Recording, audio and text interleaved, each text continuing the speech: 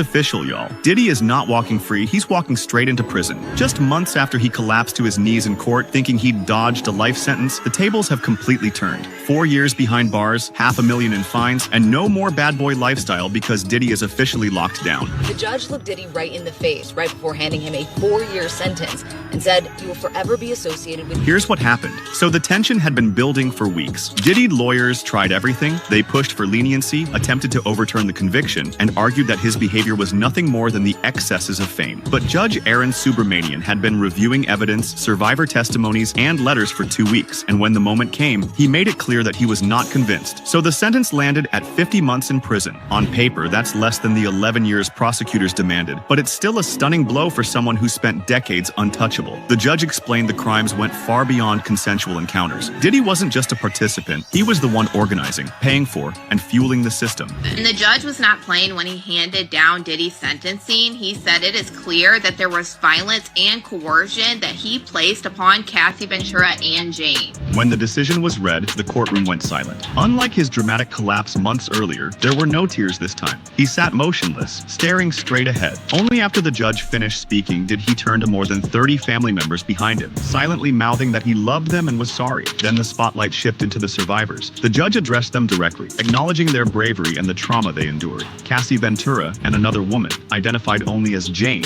had been central to the case, but others had come forward as well. Subramanian... So crazy what money can do to a motherfucker, bro. All you gotta do is have money, bro. They'll let you off, for real. You gotta have the right money. That's crazy.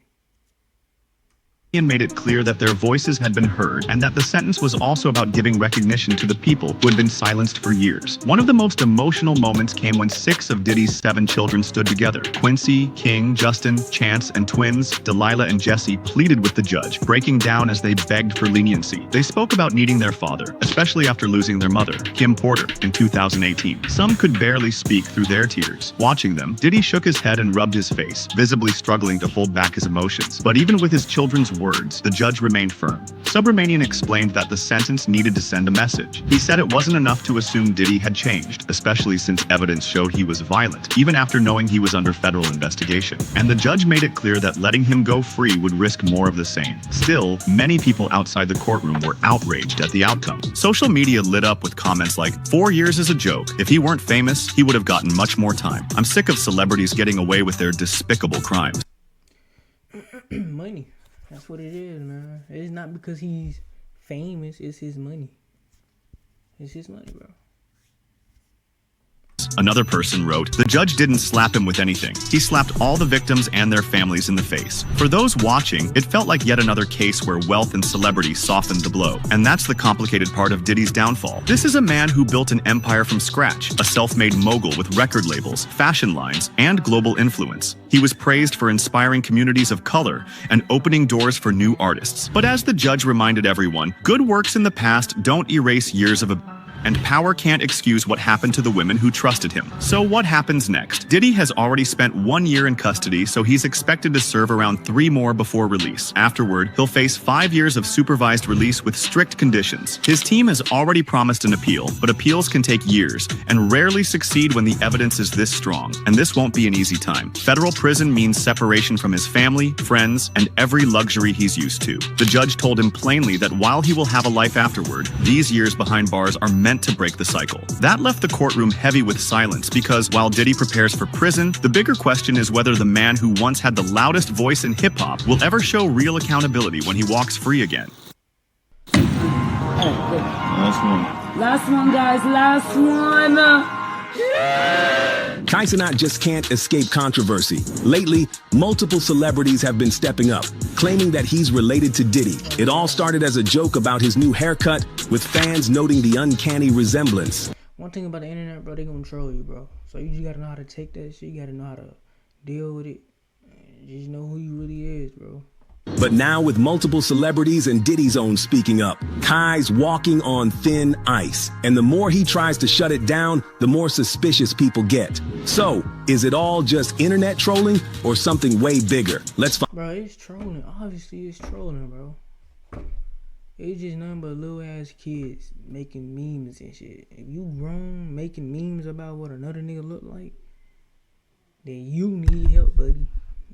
need some type of help. Find out. So Kai recently had LeBron James over on his live stream. He hit 1 million subscribers on Twitch, and he thought the best way to celebrate that would be to have the NBA legend cut off his dreadlocks during the stream. Surprisingly, LeBron was fully on board with the idea. He got cutting, and Kai did not back down at any point.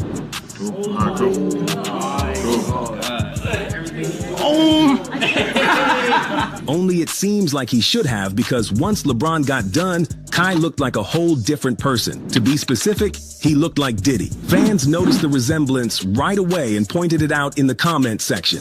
Now Kai's reading what the internet's saying, and he's not happy. But honestly, he needs to take 2 steps back, because even his own mother pointed it out when he shaved his head. Oh, here come the Diddy jokes. Yeah, go ahead, hit me.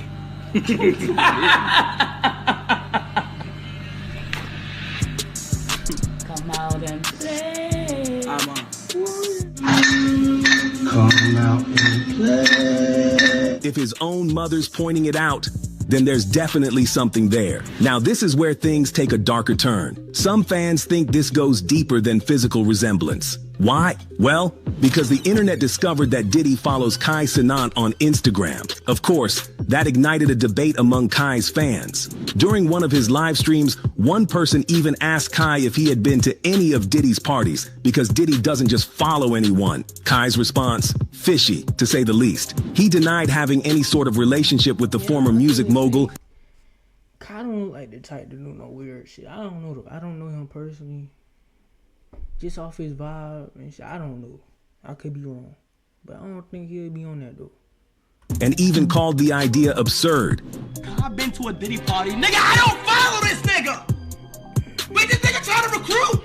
Oh, hell nah! A lot of folks felt like Kai's reaction was exaggerated. And interestingly, that wasn't the only time. Back when Kai was doing his Mafiathon 2 stream, he gave Kevin Hart and Drusky a tour of the mansion he rented, and guess what happened? During the tour, Kai claimed that Diddy was his neighbor. Let's get out of here. No, I have not, but guess what? I thought it was my neighbor. Who? Diddy. Okay. All right. Let's just come on, man. Let's just. Now, Kevin pushed back at first, claiming that Diddy only had one home in Miami, and Kai's response to that wasn't what fans expected. He was shocked and frustrated that Kevin doubted him. Why did he want to be related to Diddy so bad? Unfortunately, there's more. Things took an unexpected turn during Mafiathon 3 in September 2025 when Ray J showed up. During a segment, someone asked Ray J if he had ever been to one of Diddy's parties. You go to Diddy party, bro? What? I went to the Diddy party. I'm the new What? Yo, let me know. Hell yeah. This don't got nothing else to do with Diddy, but I mean, all this shit is the internet, bro. They gonna troll. You just gotta know how to deal with it. Whole fucking well.